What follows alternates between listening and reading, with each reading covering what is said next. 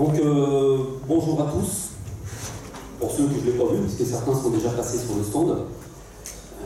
Merci d'être venus, si j'ose dire.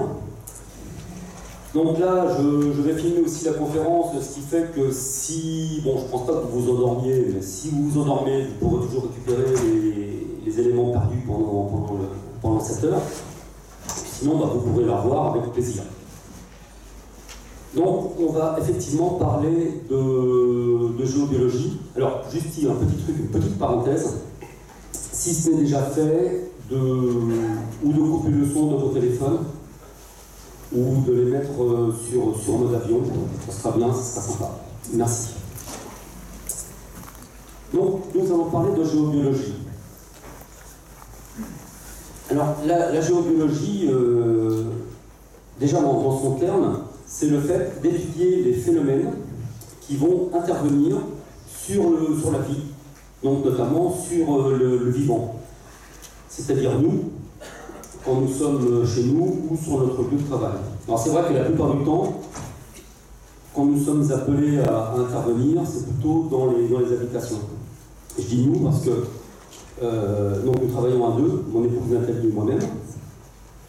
Et voilà. Alors après, si vous avez des questions, n'hésitez pas à les poser. On verra un petit peu d'ailleurs la tournure que prendra la conférence. Si ça sera en fait on va dire des questions-réponses, ou si ça sera, on va dire un cours comme à l'école où je vous explique un petit peu nous ce que nous avons rencontré. Ça sera aussi un peu à vous de choisir. Si vous avez des questions vraiment qui vous tiennent à cœur, n'hésitez pas, arrangez-vous par contre pour que ça soit au moment on va dire en accord avec le sujet qu'on abordera à ce moment-là. Hein, ça sera quand même plus simple aussi. Je crois que l'année prochaine, il faudra que je loue une salle plus grande. Donc, on va commencer. Pour nous, la géobiologie, parce qu'après, chaque géobiologue a un peu l'idée à sa porte. Donc nous, par rapport à notre expérience, par rapport à ce que nous avons appris, on considère que la géobiologie, ou au moins notre intervention dans les lieux, est partagée en deux. C'est grosso modo 50-50. C'est-à-dire que vous avez d'une part l'influence des phénomènes telluriques, qui peut être très très importante et lourde de conséquences, et vous avez d'autre part les présences invisibles, donc les âmes humaines, les entités non humaines, et puis la mémoire des murs, qui pour nous sont tout aussi importantes. C'est-à-dire que nous, on n'envisage absolument pas d'intervenir dans une maison et de ne faire que les phénomènes telluriques. Et je vais vous donner plein d'exemples, bien sûr. Les phénomènes telluriques, on ne va pas trop s'étendre dessus, parce que je sais que j'ai des confrères qui en ont déjà pas mal parlé, et puis ce sont quand même des choses qui sont assez connues dans l'ensemble pour les personnes qui s'intéressent à la géobiologie, mais je vais quand même en parler s'il y a des personnes qui découvrent la géobiologie aujourd'hui. En phénomène tellurique le plus connu, ce sont les réseaux telluriques. On parle toujours du réseau Hartmann, etc. Ce qu'il faut savoir, c'est que ces réseaux, alors il n'y a pas que le Hartmann, il y a le Curie, il y a le Perret, il y en a plein. Donc ces réseaux, c'est un carrilage de la Terre, et on ne peut pas y échapper. C'est simple, pour reprendre l'exemple, le réseau Hartmann, vous avez des lignes qui sont tous les 2,20 m, 2,50 m à peu près, donc vous imaginez bien qu'il faut jongler pour mettre son lit entre deux croisements de réseau Hartmann. Ou alors il faut vivre tout seul avec un lit, juste un lit de camp, et puis on jongle entre les deux croisements. Donc il y a ces croisements de réseau telluriques. Le petit souci avec les croisements de réseau tellurique, c'est que vous allez avoir des lignes plus ou moins importantes. Pour ce réseau, je ne vais pas vous faire un stage, mais vous avez des lignes plus ou moins larges. Donc l'ennui commence lorsque vous êtes en présence par exemple, d'une ligne Hartmann au niveau 3, on va dire. Donc vous avez la ligne principale, celle du milieu qui fait 80 cm. Donc si vous avez un croisement au niveau 3 Hartmann, vous allez avoir un carré de 80 cm sur 80. Sauf qu'en réalité, avec les lignes adjacentes, enfin parallèles plutôt, on va se retrouver avec une largeur de réseau à peu près d'une quinzaine de mètres. Cela veut dire que même si vous avez l'information que vous avez votre lit qui est sur le croisement Hartmann, donc 80 sur 80, vous pouvez toujours déplacer votre lit de 2 mètres, de 3 mètres. Vous n'échapperez pas à cette ligne large de 15 mètres. Sauf si vous avez une très grande maison et que vous avez encore une autre chambre, vous voyez. Mais sinon, voilà. Donc ensuite, nous allons avoir, ce dont on nous parle aussi souvent, ce sont les courants d'eau souterrains. Et puis les failles telluriques. Donc les failles telluriques, en fait, c'est une fracture en fait, du sol. Donc ça, courant d'eau et failles telluriques, c'est vraiment ce qui pose le plus de problèmes. Tout simplement parce qu'un courant d'eau, c'est une circulation d'eau, hein, vous êtes d'accord avec moi. Et donc c'est une circulation d'énergie, et cette énergie qui va circuler sous la maison va entraîner l'énergie des habitants. Ce qui va se caractériser principalement par une fatigue accrue des personnes, problème de sommeil, ça c'est la première étape. Et la deuxième étape, comme on est beaucoup plus fatigué, ça peut être, on va dire, le courant peut faciliter certaines pathologies, certaines maladies finalement. Hein. Et on risque de se retrouver avec les organes qui sont directement liés, ou disons qui sont directement en contact avec l'eau dans notre corps, comme les reins, les vessie, prostate, etc. On va se retrouver avec des problèmes possibles avec ces organes. Et puis la faille, c'est pareil, la faille, on a à peu près les mêmes symptômes, sauf que symboliquement, et ça on a pu le constater quasiment à chaque fois, dans chaque maison, symboliquement, la faille, comme c'est une rupture, je vous l'ai dit, donc on va se retrouver aussi, possiblement, enfin je ne sais pas si ça existe, mais on va dire quand même, possiblement une rupture au niveau du couple. Donc dans quasiment toutes les maisons où nous sommes intervenus, on va dire après divorce, ou disons aussi qu'on a appris qu'il y avait eu un divorce dans la maison, ou une succession de divorce, hein, on parle parfois de maison à divorce ou de maison à cancer, systématiquement il y avait une faille. Donc ça un petit peu, alors c'est sûr qu'on va, je ne voudrais pas être négatif non plus, ni faire peur ni quoi que ce soit. Donc finalement aujourd'hui on va parler de tout ce qui va mal. Donc vous inquiétez pas, c'est pas tout le temps comme ça non plus, hein. Vous en faites pas. Donc ces phénomènes, je vais vous donner un exemple tout bête, puisque le titre de la conférence c'est aussi on ne choisit pas sa maison par hasard. Donc il faut bien avoir conscience que lorsque l'on choisit un lieu d'habitation, eh bien ce lieu d'habitation, on va vibrer par rapport à ce lieu. C'est pour ça qu'il va nous attirer. Hein, tous dans la salle, j'en suis certain, vous êtes déjà arrivés dans un lieu et puis vous vous dites ah, là je me sens pas bien, ou le lieu est chargé, ou etc. Okay, ou alors au contraire, c'était l'extase, vous dites ah ça c'est super, tout ça. Bon, en fait, c'est tout simplement, ce n'est pas le lieu directement qui est chargé ou pas, c'est vous qui êtes en harmonie ou pas avec le lieu.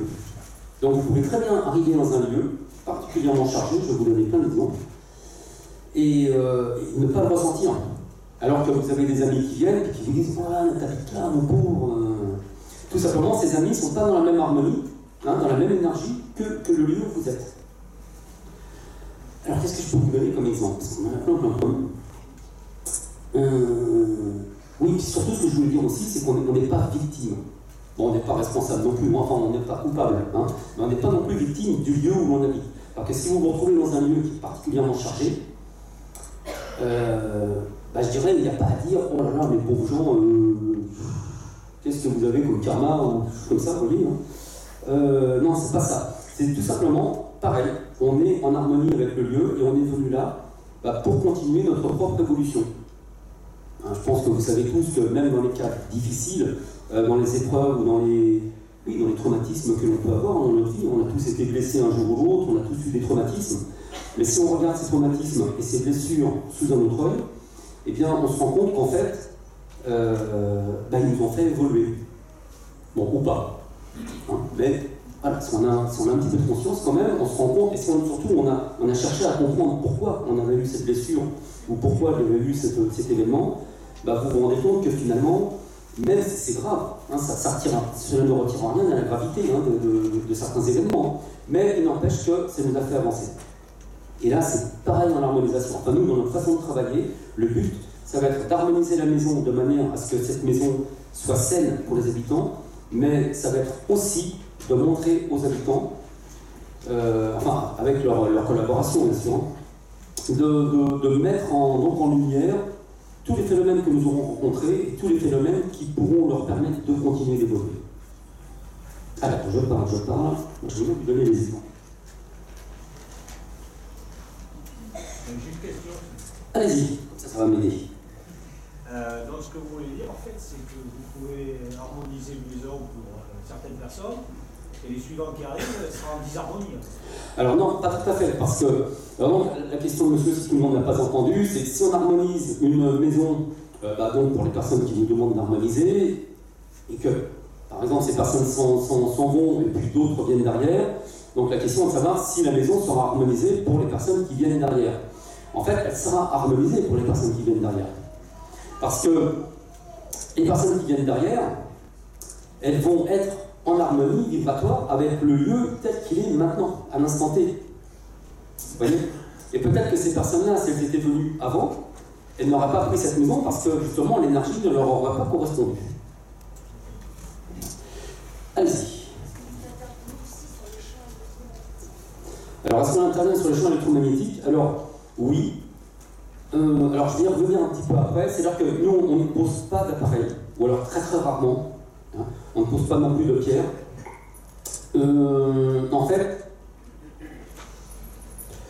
on travaille avec on va dire avec des présences au sens large du terme. On travaille avec d'autres énergies qui viennent nous aider. En gros, nous allons détecter les phénomènes, nous allons les mettre en lumière, nous allons comprendre avec les personnes voilà, quelle est la problématique. Et puis, une fois qu'on a compris, ou une fois au moins qu'ils ont pris conscience qu'il y a peut-être quelque chose à travailler, nous intervenons sur le phénomène. Et pour intervenir sur le phénomène, eh bien, nous appelons les êtres spécialistes dans ce phénomène et qui, pour nous, ont une meilleure vision, puisque c'est une vision, on va dire, interfréquence en quelque sorte. Ils ont une meilleure vision que nous, et on estime qu'ils ont aussi de meilleures compétences que nous, puisqu'ils voient plus de choses, et ils savent exactement, parce que la vie est bien faite, et ils savent exactement ce qu'il faut faire pour améliorer le lieu, mais surtout, parce que ça c'est important, surtout pour ne pas perturber d'autres lieux, enfin pas d'autres lieux, mais le même lieu dans une autre fréquence, dans une autre dimension. Et ça c'est capital. Parce qu'au départ, quand nous avions justement à intervenir sur un croisement de réseau tellurique, vous savez que votre pensée, votre esprit, on dit toujours l'esprit est créateur, etc. Donc, même vous êtes parfaitement capable, par votre esprit, d'intervenir sur les réseaux telluriques. Éventuellement les déplacer, des choses comme ça. C'est pas très très compliqué. Je donne toujours cet exemple parce qu'il est parlant. Alors, il n'est pas forcément très gai, mais il est parlant. Très souvent, la maladie, on va dire, on va soi-même se déclarer sa maladie par des contrariétés, par des peurs, par des choses comme ça. Donc si on est capable de se rendre malade, déjà on est aussi capable de se guérir. Ça c'est une petite parenthèse. Mais surtout, on est capable d'intervenir sur plein de choses, même sur la vie, sur les choses qui nous arrivent, sur les événements. Et donc, on est capable de déplacer des réseaux telluriques. Par contre, ça rejoint ce que je vous disais à l'instant, on n'est pas capable d'avoir, enfin moi en tout cas, je ne m'estime pas capable, d'avoir une vision suffisamment globale et à travers toutes les dimensions pour être certain que le réseau que je déplace, parce que ça arrange la personne qui est là, qui a mis son lit là, etc., puis qui ne peut pas déplacer son lit. Moi, je ne peux pas être certain à 100% que je ne vais pas mettre le bazar dans une autre dimension pour d'autres êtres qui, eux, à ce moment-là, seront perturbés, on va dire, au niveau de leur lit aussi. Ça, voilà. Donc, du coup, nous avons des petits camarades éthériques qui sont très très efficaces, qui ne demandent que ça, et qui travaillent bien, et tout de suite, je vous donne un exemple tout bête, la première maison que nous avons faite, c'était un ancien domaine viticole qui fait 500 mètres carrés. Donc c'était encore au moment où nous apprenions, on continue d'apprendre, on continue aussi nos propres formations. Même si on en fait, on continue aussi à se former. C'est pareil, le monde évolue, c'est important d'être au courant de ce qui se fait. Et donc ces personnes qui habitaient cette maison, ça faisait 1 an qu'ils habitaient, ils avaient plein de soucis. Et ils en étaient même à se demander s'ils n'allaient pas la revendre parce qu'ils n'en pouvaient plus. Et dans cette maison donc, de 500 mètres carrés, eh bien, ils avaient réussi à trouver le moyen d'installer leur chambre dans la pièce la plus petite, et dans la pièce qui contenait un croisement de réseau tellurique de niveau 3, donc ce que je vous disais au tout début, c'est ce que je pensais, et donc on ne pouvait pas déplacer le lit, et le croisement était au niveau du lit. mais quand même sur 500 mètres carrés. Il ne faut pas oublier. On va dire inconsciemment, ils avaient un peu recherché les embêtements, on va dire. Et ça faisait un an, donc, notamment le mari, puisqu'il était vraiment à l'aplomb de ce carré de 80 cm sur 80 cm, ça faisait un an qu'il avait un sommeil déplorable.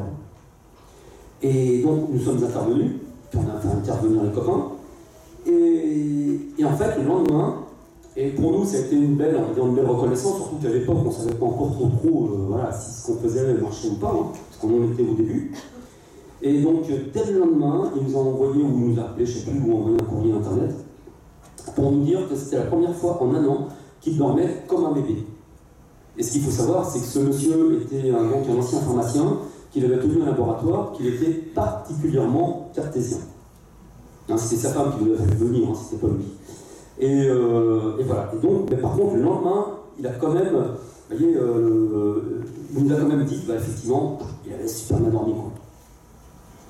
Donc après, en phénomène tellurique, on peut avoir aussi, on a déjà parlé des cheminées cosmotelluriques, enfin déjà parlé, je pense que vous connaissez, c'est comme les grands tubes.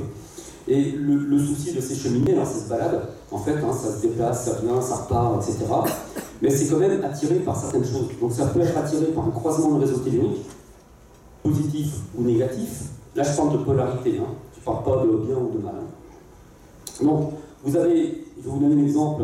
Alors c'était un frère ou une sœur qui habitait dans Tarn-et-Garonne, donc dans leur maison familiale. Et puis, on va dire que l'ambiance n'était pas très très bonne. Ils avaient plein de soucis. Donc lui, le frère, était dépressif. Quand on est arrivé dans leur maison, donc on s'est installé autour de la table pour discuter. Vous voyez, au départ, on commence par ça. Et puis on sentait vraiment une bonne lourdeur dans la salle à manger. En fait, on était en plein sur un croisement de réseau, toujours pareil, de réseau tellurique de Hartmann niveau 3, bien négatif, avec en plus dessus une bonne cheminée cosmotellurique. Et je vous garantis que quand vous entriez dans la pièce, là, vous receviez un coup de massue sur la tête. Quoi. Et eux vivaient là-dedans, en fait. Hein. Et ils avaient donc des chambres d'hôtes, 4 chambres d'hôtes à l'étage, plus personne ne venait chez eux.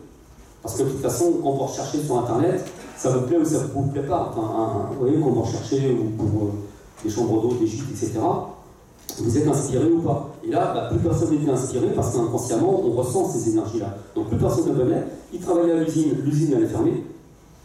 Donc, voilà, il commençait à se poser quand même certaines questions. Et en fait, on avait tous ces phénomènes-là en plein donc je vous dis, dans la salle à manger. La cheminée faisait à peu près une trentaine de mètres de diamètre. Il y a une cheminée cosmotellurique négative. Et bien ça attire aussi tout ce qui est âmes humaines et entités non humaines dans le secteur. Donc en plus, tout ça, vous voyez, ça alourdissait la maison. Et c'était pas, bon, je dirais que c'était pas étonnant. Alors après, savoir si la cheminée était venue là, ou si, vous voyez, si elle était déjà là, ou si elle est venue après. Mais en fait, tout ça, ça entretenait on va dire, cette fréquence basse. Puis vous connaissez aussi très certainement la loi de l'attraction. En fait, on va attirer ce que l'on aime, que ce soit au niveau des amis, des humains ou des événements. Et donc, eux étaient particulièrement, on va dire, bas en vibration. C'est pas un jugement, mais voilà, lui, de toute façon, était malade, elle n'avait pas le moral. Donc, voilà, dans leur tête, il ne pouvait pas leur arriver de bon, enfin quelque chose de bon. Et c'est ce qui se passait. Donc, on a travaillé là-dessus. Et puis, un an plus tard, j'ai revu la sœur lors d'un salon. Bon, elle est super bien.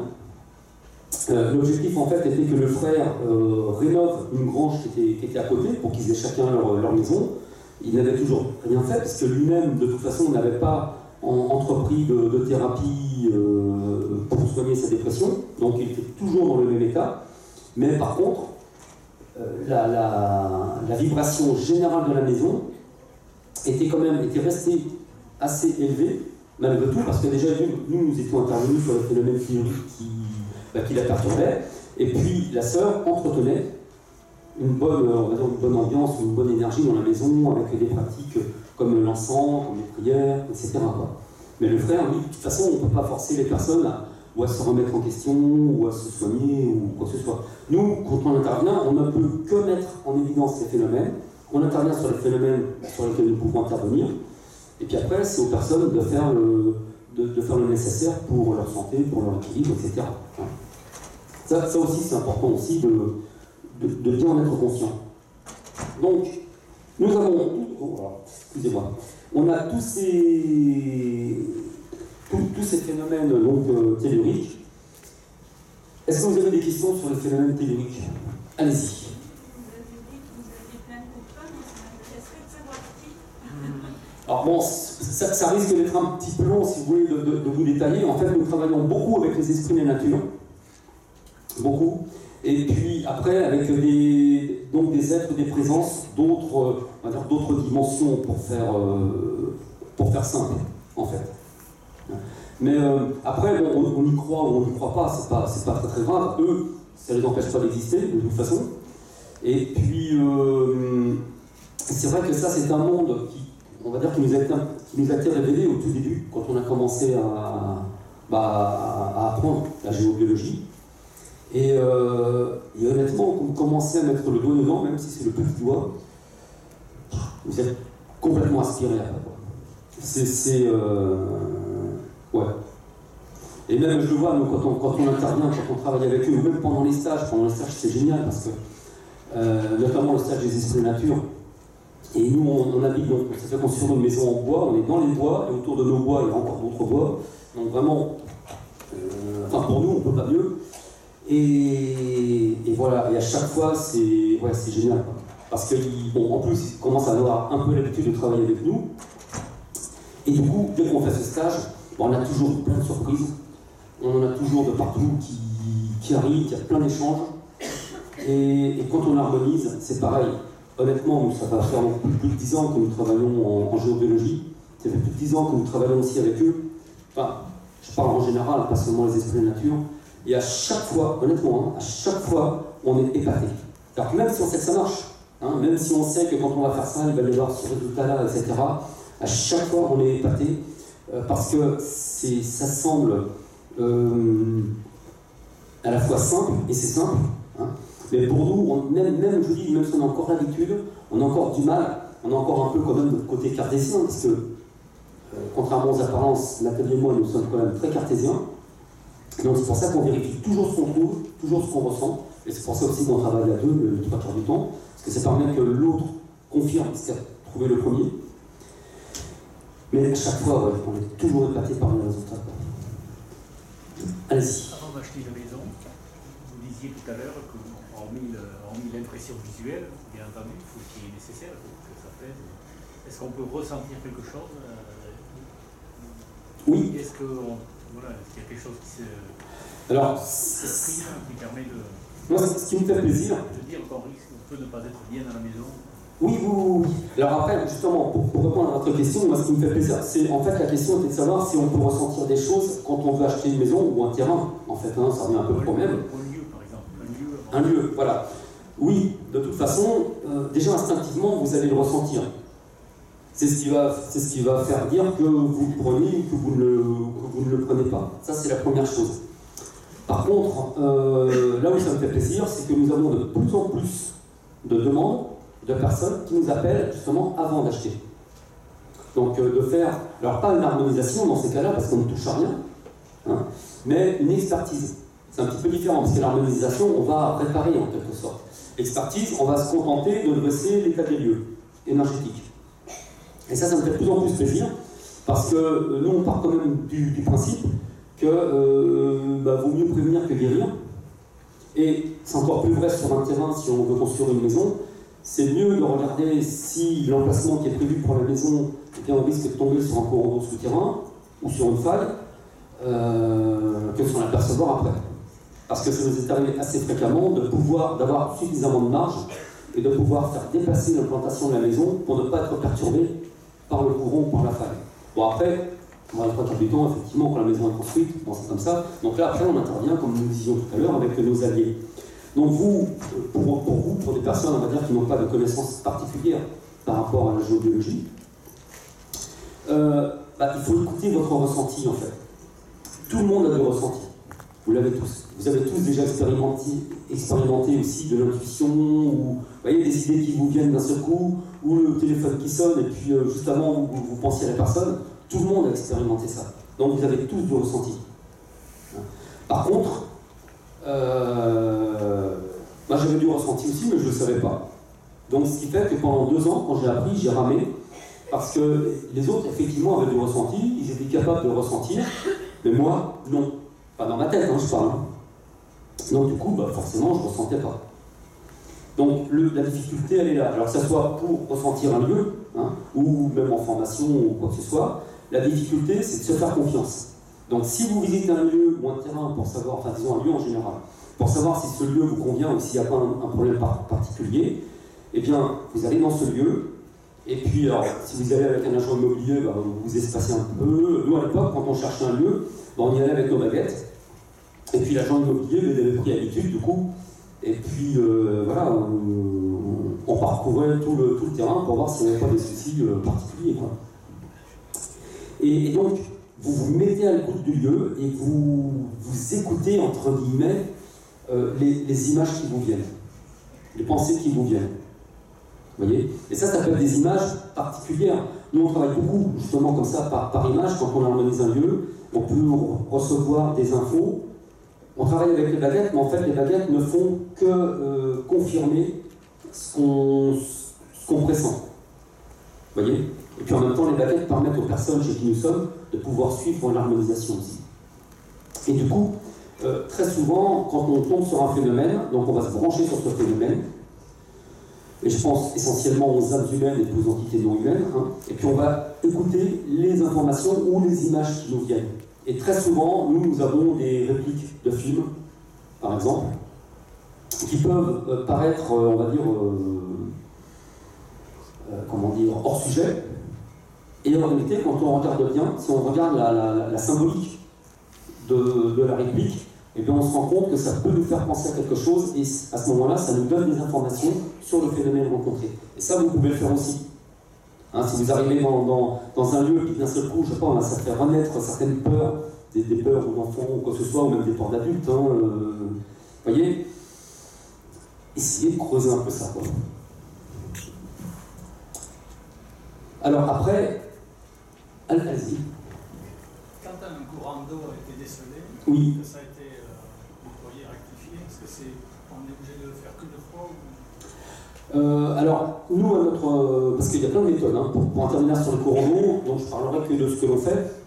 Nous, à notre niveau, on va intervenir, ce qui est perturbant dans le courant d'eau, parce que bien sûr, on ne va pas le déplacer, ce qui est perturbant dans le courant d'eau, comme la faille tellurique, en fait, c'est un peu les mêmes principes, c'est l'influence développée par ces deux phénomènes. Donc, comme c'est purement énergétique, nous allons intervenir sur l'énergie de ces phénomènes. Et l'on va créer, alors nous on parle de chape éthérique, après on met les noms qu'on veut, on va créer une chape éthérique en fait purement énergétique, c'est de l'énergie en réalité, qui va venir, ça va faire comme une chape d'isolation en fait, comme de béton, et qui va isoler l'influence du courant d'eau ou de la faille. Et donc là, à partir de ce moment-là, comme c'est pas nous qui le faisons, nous on avait appris à le faire en fait au début, et là effectivement, quand on le faisait, eh bien la durée était directement proportionnelle au temps qu'on avait mis à la faire, et puis surtout à notre capacité d'intention, en fait, vous voyez, à la puissance de notre intention. Or là maintenant, on s'est dégagé de tout ça, et puis voilà, on fait appel à des êtres qui eux, énergétiquement, sont largement plus puissants que nous. Donc eux, ça tient. Ils entretiennent la chape. Je ne sais même pas s'ils entretiennent, en fait. Voilà, et reste, point. Voilà. Alors là, ça, la réponse que je vous fais, c'est par rapport à toutes les harmonisations que nous avons faites et par rapport aux retours qui nous ont été donnés. C'est sûr qu'on n'appelle pas après, tous les ans, tout le monde. Mais à notre connaissance, tout a toujours été maintenu. Allez-y. Quelle est votre technique de communication avec les présences? C'est comme vous venez de dire par des images, ou c'est autrement, avec un pendu, par exemple, ou autre chose? Alors, la communication avec les présences, en fait, voilà, vous avez presque répondu, parce que finalement, on a plein de solutions. Enfin, les solutions, ce sont des solutions qui viennent. Nous, au départ, alors peut-être que certains d'entre vous le connaissent ou en ont entendu parler, notre premier formateur a été Yann Mitnick. Donc c'est lui qui nous a en quelque sorte branchés sur les esprits de la nature.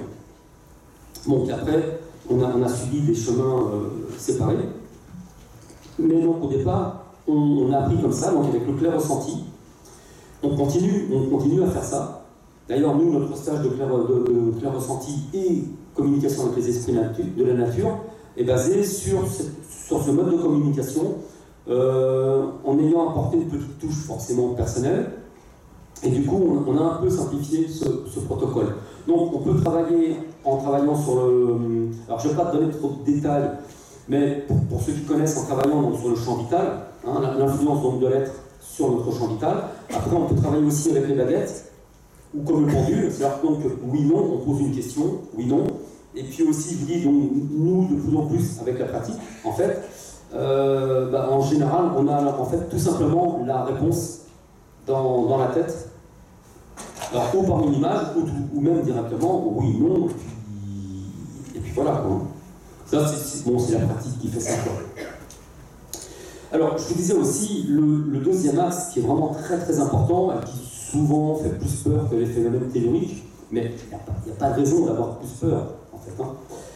Ce sont les âmes humaines, les entités non humaines, et puis la mémoire des murs. Je surveille juste l'heure.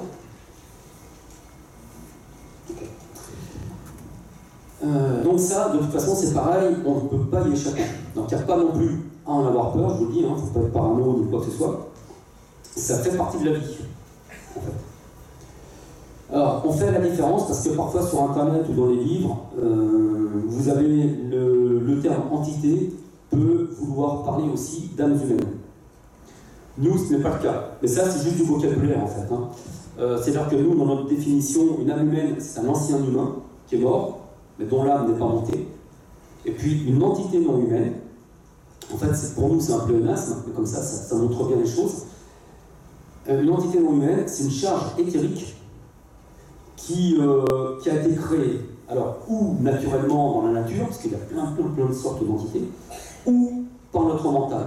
Hein, quand je vous disais que notre mental est puissant, en fait, notre mental peut créer, et ça se voit tous les jours, on va dire, peut créer des entités non humaines. Donc alors après, on se les promène, on va dire, ou au niveau de l'abdomen, ou vous connaissez les formes de pensée, hein, donc au-dessus de la tête, etc. Et on se promène avec tout ça. Et puis à un moment donné, je vais prendre l'exemple parlant aussi un peu, donc c'est un peu l'extrême, mais c'est toujours, ça parle le plus. Imaginez quelqu'un qui est en colère, parce que bon, il a eu, je pense, des difficultés dans son enfance, où il y a tout un tas, il ressent l'injustice, il a déjà, enfin, vous voyez. Et donc il est en colère après tout le monde. Toute la journée, le matin il se réveille, il est en colère, le soir il se couche, il est en colère. Donc lui, si on commence à, on va dire, à le ressentir, hein, il est évident qu'on va ressentir des entités de colère sur lui, donc des charges éthériques en fait, hein, des charges énergétiques, et qui le polluent en fait, qui le détruisent à terme. Hein. Et il va aussi se promener donc, avec un beau nuage noir au-dessus de la tête, hein, rempli de colère, etc. Et à un moment donné, on va passer au stade suivant, qui va être de cristalliser donc, cette colère en entité, mais une entité qui va se détacher de lui. Et cette entité, par exemple, elle va être ou sur son lit, ou dans le salon, ou les deux à la fois, en fait, parce qu'après... Et ce qui fait que quand on entre, nous, quand on visite une maison, enfin quand on harmonise une maison, qu'on entre dans une pièce, et puis qu'il y a cette forme d'entité, on va sentir cette entité, et en se branchant dessus, on va ressentir la colère. Alors, ou la colère des personnes précédentes, parce que ça reste, bien entendu, donc, ou la colère des personnes précédentes, ou la colère de la personne ou des personnes actuelles. Mais toujours pareil, je reviens sur le thème de la conférence, on ne choisit pas sa maison par hasard, donc quand on tombe sur une entité de colère dans une maison, notre première question, on s'adresse aux habitants, parce que bien sûr, les habitants font l'harmonisation avec nous, donc ça c'est évident. On est en présence donc, ou d'une âme en colère, puisque les âmes ont encore leurs émotions. On est en présence d'une âme en colère ou on est en présence d'une entité en colère. Est-ce que ça vous parle? Vous voyez, bon, déjà, on demande à qui ça s'adresse. Ça, les baguettes nous le disent. Donc, en général, on voit les personnes qui sont toutes petites, bon, que ce soit pas moi, parce que les baguettes, voilà. Et quand on a identifié la personne, en fait, qui est en résonance avec l'entité, est-ce que la colère vous parle? Souvent, au début, non, ça va, je suis pas en colère, tout ça. Est-ce que vous n'avez pas éventuellement un petit sentiment d'injustice, tout ça, Ah ouais, peut-être, l'injustice, ouais. Et puis en général, vous avez l'autre, enfin ce qu'on a à faire dans le couple, ouais, mais si, tu sais, ouais, quand même, Puis 5 minutes après, ouais, mais quand même, parce qu'il y a ça, bon. Parce que bon, on est tous pareils, hein. Je me moque pas, hein, on est tous pareils. Hein. On ne se rend pas compte, en fait, de nos émotions, de nos blessures. Hein. Donc il faut vraiment, c'est pour ça qu'il faut toujours une personne extérieure qui va appuyer là où ça fait mal. Donc à partir de là, nous allons dater depuis quand cette personne est en colère. En fait, on va essayer d'identifier le phénomène ou la blessure, hein, ou le traumatisme émotionnel qui a provoqué cette colère. Donc ça, c'est très simple, entre guillemets, c'est-à-dire que les baguettes, on va demander aux baguettes, et les baguettes vont nous dire, c'était telle année. À ce moment-là, on demande à la personne, telle année, qu'est-ce qui s'est passé? Alors, pareil, 2 solutions, rien, c'est rien passé, l'année était magnifique, ou tout de suite, boum, toc, là, il met le doigt dessus. Alors, quand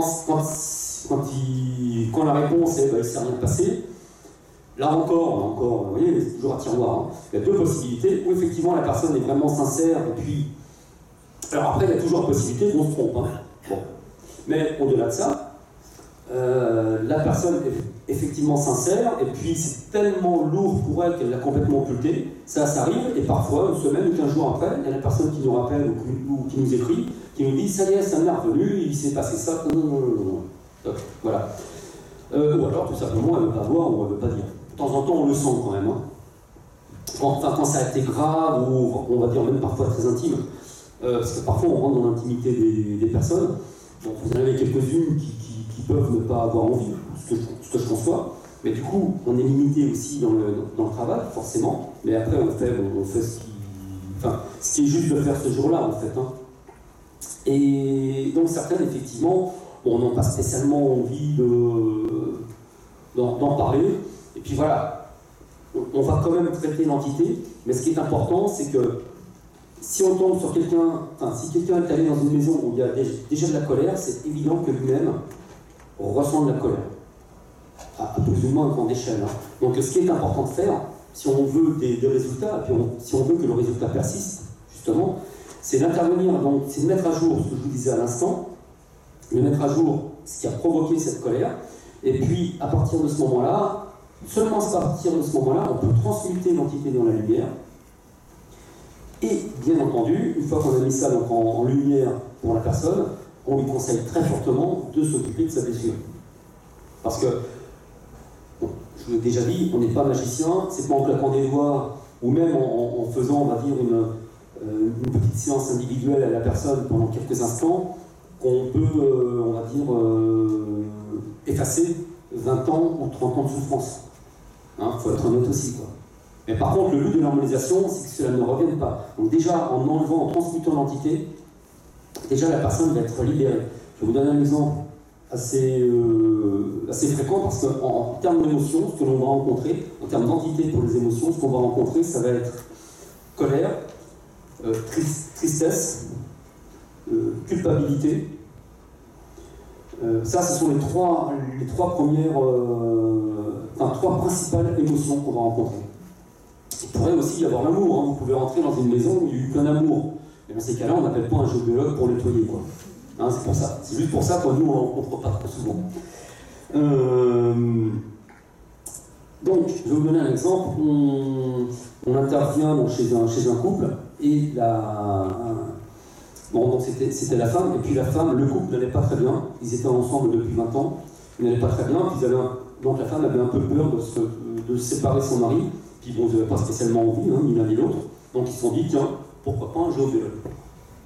Donc on arrive, bon, on commence l'harmonisation, etc. Et puis à un moment donné, on arrive dans la bibliothèque. Et puis, dans la bibliothèque, la femme, alors nous, on sent tout de suite que c'est la pièce la plus chargée de la maison. Et puis la femme nous dit, ah, ça c'est la pièce que je préfère, c'est là où je me sens mieux, j'y passe beaucoup de temps. Et effectivement, sur le mur, il y avait plein de souvenirs de sa famille. Donc c'était une ancienne famille de militaires. Et vous avez, c'est encore un peu l'époque, on va dire, des colonies et tout ça. Donc ils avaient bourlingué un petit peu partout. Ils avaient ramené des souvenirs d'un petit peu partout. Et puis, donc, effectivement, elle se sentait bien dans cette pièce. Et donc, on tombe sur une entité qu'on détermine comme une entité de culpabilité, une entité liée à cette femme. Et en fait, donc on date, et ça remontait à 20 ans en arrière. Et 20 ans en arrière, ce qui s'était passé, c'est qu'ils s'étaient mariés. Non, normalement, c'est plutôt joyeux. Sauf que leur mariage, il avait été décidé par leur famille respective. Donc, elle, en tant que femme, elle s'était sentie coupable, en fait, de ne pas se respecter et d'avoir dit oui à ce moment-là. Vous voyez? Donc ça faisait 20 ans qu'elle se prenait cette culpabilité et ses regrets, et puis un manque d'amour pour elle, en fait. Comme quoi, elle ne s'était pas respectée, elle ne s'était pas écoutée. 20 ans plus tard, ils risquaient de se séparer. Sauf qu'entre-temps, elle était tombée amoureuse de son mari, donc elle n'avait pas vraiment envie de se séparer. Mais en même temps, elle avait envie de vivre sa vie de femme, c'est-à-dire d'avoir une vie, on va dire une vie sociale et professionnelle. Pas quitter son mari, mais de vivre tout court. Jusqu'à présent, elle avait été, on va dire, cantonnée à la maison. Et elle se sentait coupable, en quelque sorte, de vouloir quitter la famille, même si elle ne la quittait pas. Vous voyez, en fait, dans les deux cas, elle était coupable. Et ça, c'est juste ce qu'on a découvert aujourd'hui. Enfin, à ce moment-là, je pense qu'elle devait être coupable de tout, en fait. Parce qu'elle avait cette entité qu'elle alimentait elle-même par sa propre culpabilité, et l'entité qui l'entretenait dans sa culpabilité. Et quand on a continué, je veux dire, à explorer un peu cette piste, eh bien, on s'est rendu compte que ça remontait même bien plus loin que le mariage, parce qu'en réalité, c'était lié à sa lignée, et c'était en fait une mémoire transgénérationnelle. En fait. Donc du coup, cette personne-là, on a fait une séance en direct, pour remonter dans sa lignée, pour remonter l'ancêtre qui avait émis il y a très longtemps l'idée que les femmes, ça doit rester au foyer. Ça doit être juste. Ça, c'est quelque chose qui revient très très souvent dans les mémoires. Et donc, on a dû remonter et travailler là-dessus. Après, nous avons transmuté l'entité. Et puis, toujours pareil, on lui a fortement conseillé d'aller travailler ça. Parce que, voilà, si au bout de 20 ans, c'était toujours là, c'est qu'il y avait quand même un petit souci, quoi. C'est important de s'en occuper. Est-ce que vous avez des questions par rapport à ça? Non, c'est bon. Sortez bien aussi alors la question, c'est pas grave. Je vais vous donner d'autres exemples encore d'âme et d'entité.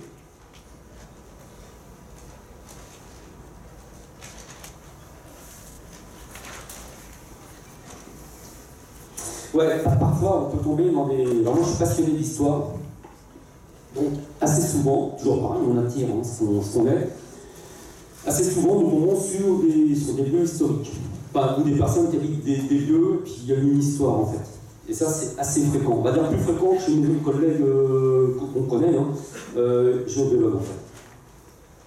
Donc moi ça tombe très très bien, en fait c'est bien ce qui me plaît. Et donc une fois on était sur Montpellier, on faisait un appartement. Et donc on était en présence de la mère, donc il y avait deux enfants, bon le mari n'était pas là.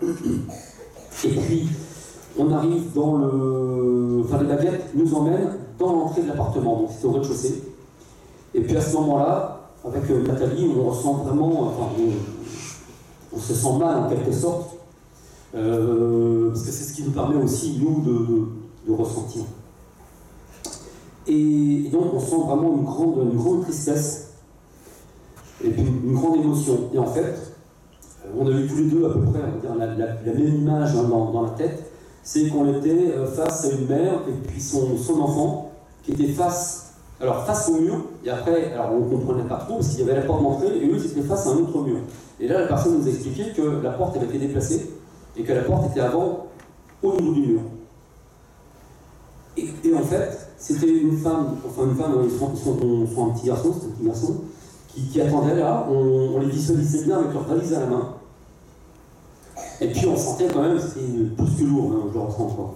Et en fait, en retraçant un peu l'histoire et puis en captant les informations, et bien c'était quelque chose qui datait de la Seconde Guerre mondiale. Et en refaisant, je vous dis, l'histoire, on a compris, on n'a pas eu tous les détails non plus, hein, mais on a compris qu'ils attendaient certainement le père pour partir, et qu'en fait, c'est pas du tout le père qui est arrivé, qui a frappé à la porte. Et du coup, hop, ils ont été emmenés. Et donc voilà, on peut rencontrer ça, si vous voulez, dans les vieux appartements, enfin vieux appartements, ou même les maisons à Toulouse. Donc là, je vais terminer quand même sur cette histoire. En fait, donc nous, on a, comme c'est comme très très lourd, souvent les âmes, bon, il suffit de savoir pourquoi elles sont restées, et puis on les aide tout simplement, puis une fois qu'on a réglé le problème, on va dire, ou réparé parfois des blessures pour les âmes, hop, elles montent tout simplement. Là, on a expliqué donc à la mère, notamment, et puis donc à l'un des petits garçons, c'était plus la peine d'attendre, parce qu'eux, ils attendaient encore. Vous voyez, ça faisait quelques dizaines d'années qu'ils attendaient le retour du père. Et ils auraient pu rester là encore pas mal de temps. Donc on leur a expliqué, tout simplement, que le père ne reviendrait pas, que vraisemblablement il les attendait là-haut. Et puis, hop, et là, à partir de là, ils sont partis tout simplement, quoi. On a eu un peu une autre forme comme ça, à Toulouse. Il y a d'ailleurs le témoignage en vidéo sur notre site, puisqu'on aime bien faire des vidéos, donc on l'a mis en vidéo. Et la personne a témoigné, donc après. Et donc elle avait une boutique, un commerce à Toulouse. Et puis depuis des années, elle était dans une rue, et puis son bac s'est terminé. Et elle a déménagé à peu près de 10-15 mètres. Non, mais elle était toujours dans la même rue, hein, c'est important. À partir du moment où elle était dans le nouveau lieu, son commerce a chuté. Donc on ne peut pas dire que c'est la clientèle ou quoi que ce soit. Enfin, clientèle qui a changé. Là, il n'y avait rien changé à ce niveau-là. Donc le commerce a chuté. Et donc elle nous a appelés. Et puis, donc on est arrivé dans le commerce, et effectivement, on sentait, quand on s'est branché, on sentait des choses particulières. Et puis à un moment donné, moi j'entendais tout le temps le mot juif qui revenait dans la tête. Donc je dis, bon, est-ce que tu es juif ou pas, quoi. Elle me dit, non, je suis pas juif. Et puis j'entendais aussi père ou quelque chose comme ça, je ne sais plus exactement, je crois que c'était le père. Et puis je dis, par notre grand-père, est-ce qu'il y a ou un conflit, ou quelque chose de particulier, ou quoi que ce soit. Elle me dit, donc son père, elle m'explique, son père avait fait de la résistance, et quand elle était petite, tous les soirs, pour l'endormir, il lui racontait des histoires de résistants. Donc on était un peu dans l'atmosphère, quoi. Et puis à un moment donné, on sent vraiment que l'énergie perturbatrice venait d'en bas, de sous la boutique. Et sous la boutique, c'était des caves. Donc on dit, on a l'impression que c'est des caves. On dit, ouais, c'est possible, moi, de toute façon, les caves, j'aime pas trop y aller, tout ça. Alors ça, c'est un signe, par exemple, vous voyez. Donc on descend, quand même, parce qu'il fallait y aller. Et là, c'était vraiment, on tombait dans une autre époque, c'était des caves comme à Toulouse, pour ceux qui connaissent, des vieilles briques rouges en voûte, tout ça. Enfin, super, quoi. Et puis, dès qu'on arrive donc, dans l'espèce de cave, c'est un grand espace. Là, vraiment, on sent que c'est vraiment très très chargé, quoi. Et donc, on se branche, et en fait, on était là, c'était pas une mère et son petit garçon, mais c'était toute une foule qui était là, d'âmes, bien sûr, hein, toute une foule qui était là. Et en même temps, il n'y avait pas de... c'était particulier, c'est la seule fois où on a ressenti ça, il y avait plein d'émotions différentes. C'est-à-dire qu'en fait, il y avait de la peur, mais il y avait aussi de la joie, il y avait de la gaieté, il y avait de la tristesse. Vous voyez, et en fait, ce qu'on a compris, c'est qu'ils ont dû rester là pendant un certain temps, donc ils ont imprégné, bien sûr, et en mémoire, par leur présence, quand ils étaient encore vivants, bien sûr, ils ont imprégné donc ce lieu par toutes les émotions qui ont pu les traverser à l'époque. Et puis on avait aussi une notion d'entraide, vous voyez, qui revenait, etc. Et puis à un moment donné, ça s'arrête. Et puis Nathalie, à ce moment-là, elle entend parler allemand dans la tête, elle entend des cris allemands. Et puis, plus rien. Donc nous, ce qu'on a supposé, parce que pareil, ça ne sert à rien, après vouloir absolument savoir tout ce qui s'est passé, puis en plus on n'en aura jamais la preuve. Nous, c'est que du ressenti. Et par contre, donc, ce que nous supposons, c'est que donc, ces gens, très certainement, qui étaient en attente, bah, peut-être pour passer en Espagne ou peut-être en Afrique, je ne sais pas, donc ont été arrêtés. Et puis, bon, à mon avis, il ne s'est rien passé de bon pour eux après. Et leurs âmes sont revenues dans le lieu où ils avaient été, on va dire, encore un peu heureux avant la grosse catastrophe.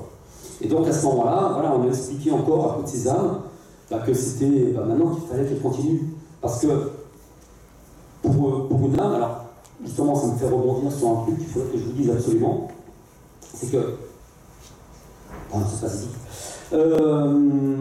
parfois on me dit, moi je suis accompagné par ma grand-mère, par ma mère, par voilà, c'est lui qui me sert de guide. Ouais. Mais bon, enfin, pour nous, en dehors de l'aspect, on va dire, affectif, c'est pas du tout une bonne idée. Pour deux raisons. La première, une âme, à partir du moment où voilà, la personne est à l'état d'âme, elle est passée dans un autre plan, hein, elle est dans le plan astral. Donc si elle est dans le plan astral, ça veut dire que c'est un plan vibratoire assez bas, quand même, hein, qui est plus bas que le nôtre. Donc ça veut dire que vibratoirement, toujours pareil, par rapport aux influences vibratoirement, elle ne peut pas, comment dire, apporter du positif énergétique à la personne, parce que, étant vibratoirement plus basse que la personne, elle pompe la personne. C'est comme ça. Donc, voilà, ça c'est la première chose. Et la deuxième chose, c'est que comme l'âme est... elle doit continuer son évolution aussi, ce n'est pas juste pour l'âme qu'elle reste avec même un membre de sa famille. Vous voyez ? Donc, il faut aider cette âme à monter. Après, ce qui peut être possible, c'est que cette âme redescende, mais sous une autre forme. Vous voyez ? Donc, sous une forme plus évoluée et plus lumineuse. Mais à ce moment-là, c'est plus une âme. Donc, à ce moment-là, elle ne porte plus préjudice à la personne.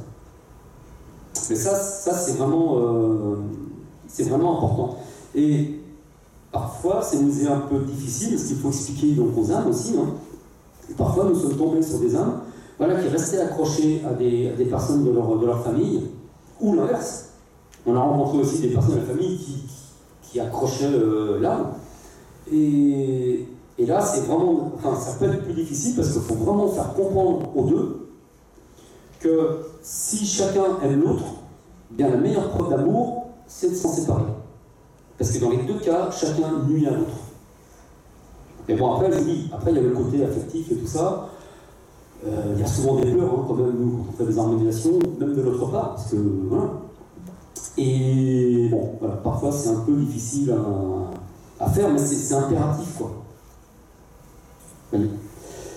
Comme il ne reste plus que quelques minutes, alors des exemples, on en a plein, vous en avez aussi sur le site. D'ailleurs, même pour la petite histoire, on a même commencé à écrire un bouquin sur les âmes et puis les entités, pour justement partager tout ça, parce que je vous dis, 1 heure, c'est pas suffisant. Hein. Qu'est-ce que je pourrais vous dire d'autre aussi alors, allez-y, on va répondre aux questions. Ah ouais, les champs électromagnétiques, quand je suis parti. Hein. Alors, les champs électromagnétiques, donc, alors si je peux vous donner quelques petits conseils. Déjà, bon, beaucoup de personnes, je pense, parmi vous, vous avez le Wi-Fi chez vous. Donc là aussi, c'est indispensable. Enfin, je veux dire, être relié à Internet est indispensable aujourd'hui, pour la plupart d'entre nous. Même nous, c'est pareil, on travaille avec. Par contre, ce que nous avons fait quand on a fait construire notre maison, on l'a prévu au départ, mais ça peut être fait aussi après, c'est que nous n'avons pas de Wi-Fi. Par contre, nous avons fait dès le départ installer des lignes, on a tiré des lignes donc à partir de notre boîte Internet, et on a tiré des lignes, et après on se branche avec nos ordi dessus. Hein, c'est les prises RJ45, que vous connaissez sans doute. Donc à partir de là, déjà le Wi-Fi, vous enlevez le Wi-Fi, ou au pire, si vous avez des jeunes qui vont pleurer si vous leur coupez le Wi-Fi, au moins vous coupez la nuit. Après, on va avoir donc les champs électromagnétiques, donc ne serait-ce que l'électricité aussi dans la maison. Donc pareil, vous pouvez intervenir avec des orgonites. Là, il faut vraiment bien... Alors les orgonites, c'est un outil particulier avec une pierre, la résine, tout un tas de choses. Il faut vraiment bien vérifier qu'elle fonctionne. Et que la personne ne se soit pas contentée de couler de la résine autour d'une pierre. Et puis, vous voyez, une orgonite, c'est magique, en fait. Donc, pour qu'elle soit efficace, il faut qu'elle soit faite dans certaines conditions. Et donc, nous, on intervient toujours pareil, avec des alliés qui vont intervenir sur, alors on ne va pas enlever l'électricité ni quoi que ce soit, qui va intervenir sur le champ, sur le champ électromagnétique en fait. On va changer la nature de l'électricité. Enfin, eux. Allez-y. Je voulais juste savoir dans quel délai, combien de temps il faut pour harmoniser, vous déployer en moyenne et votre tarif moyen. Alors, en règle générale, nous intervenons sur des maisons alors on va dire 120 mètres carrés dans ces eaux-là. En général, c'est la moyenne. 120 mètres carrés, donc, alors ça dépend de ce que l'on va rencontrer, ça va être entre 250 et 300 euros. En fait. Alors le temps, c'est à peu près toujours pareil, en fonction de ce que l'on rencontre, on va dire une petite demi-journée. Entre 3h et 4h, ça dépend. Voilà. Donc je vais laisser la suite à la personne suivante. Donc je vous remercie, et puis n'hésitez pas, alors je suis au 190, voilà, si vous avez d'autres questions. Merci.